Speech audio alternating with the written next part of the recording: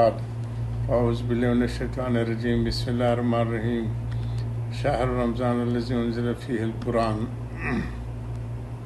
इन्नल्लाह व मलाइकतहु युसल्लूना अलन नबी या अय्युहल्लज़ीना आमनु सल्लु अलैहि वसल्लिमु तस्लीमा। रमज़ान मुबारक की मजालिस हमारे चल रही हैं और आज पहला रमज़ान है रमज़ान मुबारक का। इसमें जो हुज़ूर सल्लल्लाहु अलैहि वसल्लम ने रमज़ान के मुतालिक और दरूद शरीफ के मुतालिक, चूँकि जुमे की मस्जिद हमारे दरूद शरीफ के होते दोनों को इकट्ठे किए हैं।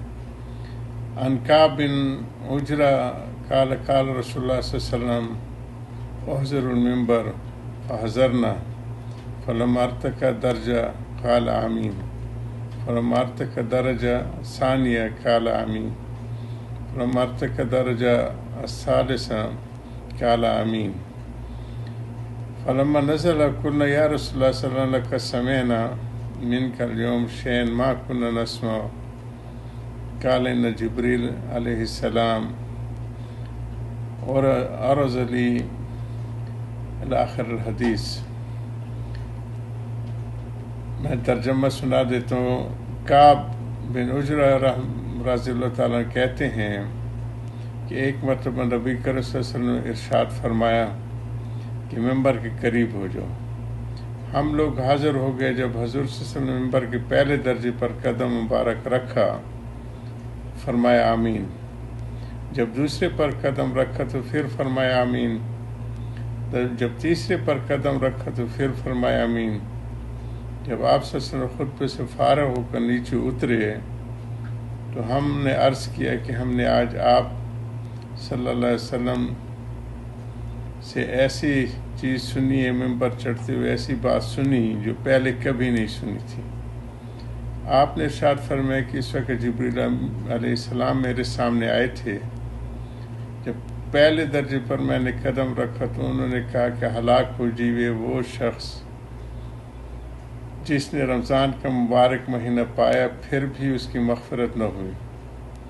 मैंने कहा आमीन। फिर जब मैं दूसरे दर्जे पर चढ़ा तो उन्होंने कहा कि हलाक हो जीवे वो शख्स जिसके सामने आपका ज़िक्र मुबारक हो और वो दरूद न भेजे। मैंने कहा आमीन। जब मैं तीसरे दर्जे पर चढ़ा तो उन्होंने कहा कि हलाक हो वो शख्स जिसके सामने आपके वालिदैन या उनमें से कोई एक बुढ़ापे को पावे और वो उसको जन्नत में दाखिल न करें। मैंने कहा आमीन। इस हदीस में जिब्रील अलैहिस्सलाम ने 3 बद्दुआएं दी हैं और हुज़ूर सल्लल्लाहु अलैहि वसल्लम ने तीनों पर आमीन फरमाई। अव्वल तो हज़रत जिब्रील अलैहिस्सलाम जैसे मुकर्रब फरिश्ते की बद्दुआ ही क्या कम थी, और फिर हुज़ूर अक़दस सल्लल्लाहु अलैहि वसल्लम के आमीन ने तो जितनी सख्त बद्दुआ बना दी वो ज़ाहिर है। अल्लाह ही अपने फजल से हम लोगों को इन तीनों चीज़ों से बचने की तौफीक अता फरमाए और इन बुराइयों से महफूज रखें, वरना हलाकत में क्या तरद्दुद है। दुर्र मंसूर के बाज़ रिवायात से मालूम होता है कि ख़ुद हज़रत जिब्रील अलैहिस्सलाम ने हुज़ूर सल्लल्लाहु अलैहि वसल्लम से कहा कि आमीन कहो तो हुज़ूर सल्लल्लाहु अलैहि वसल्लम ने फरमाया आमीन, जिससे और भी ज़्यादा एहतमाम मालूम होता है। अव्वल वो शख्स कि जिस पर रमज़ान मुबारक गुज़र जाए और उसकी बख्शिश न हो। इन रमज़ान मुबारक जैसे खैर व बरकत का ज़माना भी गफलत और मासियत में गुज़र जाए कि रमज़ान मुबारक में मग़फ़िरत और अल्लाह जल्ल शानु की रहमत बारिश की तरह बरसती है। बस जिस शख्स पर रमज़ान मुबारक का महीना भी इस तरह गुज़र जाए कि उसकी बदअमालियों कोताहियों की वजह से वो मग़फ़िरत से महरूम रहे तो उसकी मग़फ़िरत के लिए और कौन सा वक़्त होगा और इसकी हलाकत में क्या तामल है। और मग़फ़िरत की सूरत यह है कि रमज़ान मुबारक के जो काम हैं यानी रोज़ा तरावी उनको निहायत एहतमाम से करने के बाद हर वक्त कसरत के साथ अपने गुनाहों से तौबा इस्तग़फ़ार करें। दूसरा शख्स जिसके लिए बद्दुआ की गई है, जिसके सामने नबी करीम सल्लल्लाहु अलैहि वसल्लम का ज़िक्र मुबारक हो, वो दरूद न पढ़े اور بھی بہت سی روایات میں یہ مضمون وارد ہوا ہے۔ اس وجہ سے بعض علماء کے نزدیک جب بھی نبی کریم صلی اللہ علیہ وسلم کی ذکر مبارک ہو تو سننے والوں پر درود شریف کو پڑھنا واجب ہے۔ حدیث بالا کے علاوہ اور بھی بہت سی وعیدیں اس شخص کے بارے میں وارد ہوئی ہیں جس کے سامنے حضور کا تذکرہ ہو اور وہ درود نہ بھیجے۔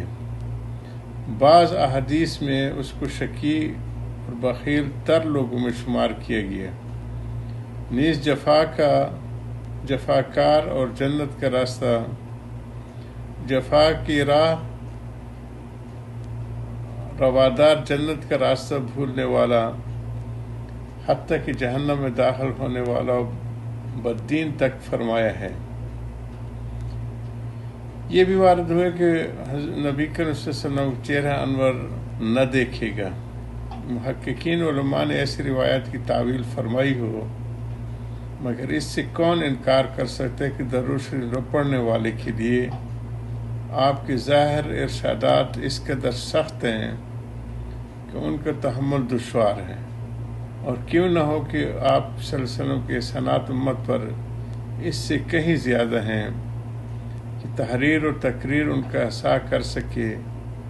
اس کے علاوہ آپ صلی اللہ علیہ وسلم کے حقوق امت پر اس قدر زیادہ ہیں کہ ان کو دیکھتے ہوئے درود شریف نہ پڑھنے کے حق میں ہر وعید اور تنبیہ بجا اور موضوع معلوم ہوتی ہے۔ خود درود شریف کے فضائل اس قدر ہیں کہ ان سے جو محرومی مستقل بد نصیبی ہے، اس سے بڑھ کر کیا فضیلت ہوگی کہ جو شخص نبی کریم صلی اللہ علیہ وسلم پر ایک مرتبہ درود بھیجے، حق تعالی شان اس پر 10 مرتبہ رحمت بھیجتے ہیں۔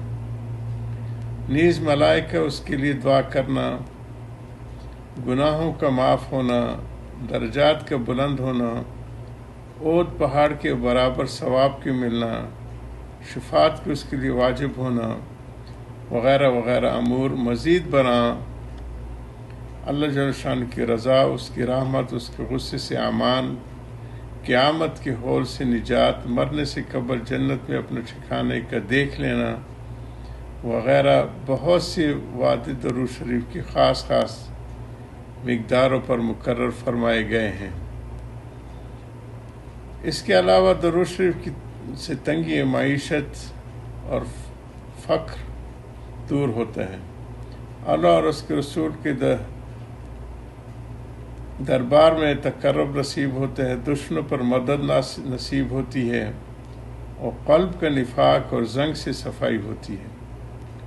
لوگوں کو اس سے محبت ہوتی ہے، اور بہت سی بشارتیں ہیں جو درود شریف کی کثرت پر احادیث میں وارد ہوئی ہیں۔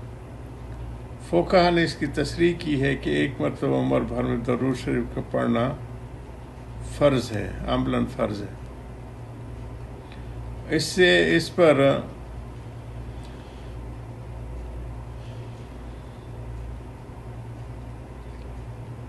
اس پر علماء مذہب کے اتفاق ہے، البتہ اس میں اختلاف ہے کہ جب نبی کریم صلی اللہ علیہ وسلم کا ذکر مبارک ہو ہر مرتبہ درود شریف کو پڑھنا واجب ہے یا نہیں۔ بعض علماء کے نزدیک ہر مرتبہ پڑھنا واجب ہے اور بعض کے نزدیک مستحب۔ تیسرا وہ شخص ہے جس کے بوڑھے والدین میں سے دونوں یا ایک موجود ہوں اور وہ ان کی اس قدر خدمت نہ کرے کہ جس کی وجہ سے جنت کا مستحق ہو جائے۔ والدین کے حقوق کی بھی بہت سی احادیث میں تاکید آئی ہے۔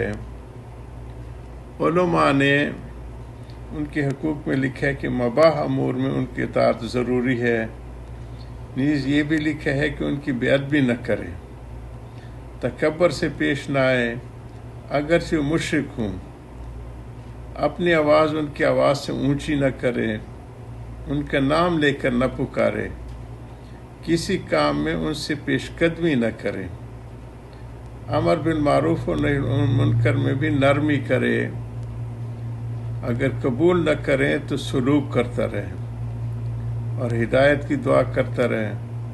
غرض یہ بات ان کو بہت احترام رکھے۔ ایک روایت میں آیا ہے کہ جنت کے دروازوں میں سے بہترین دروازہ باپ ہے. تیرا جی چاہے اس کی حفاظت کر یا اس کو ضائع کر دے. حضرت کی ان باتوں کو جاری رکھیں گے رمضان کی تعلق سے. آخر دعوانا الحمدللہ رب العالمین. یا ربی صلی وسلم دائما ابدا علی حبیبک خیر خلق کلہم.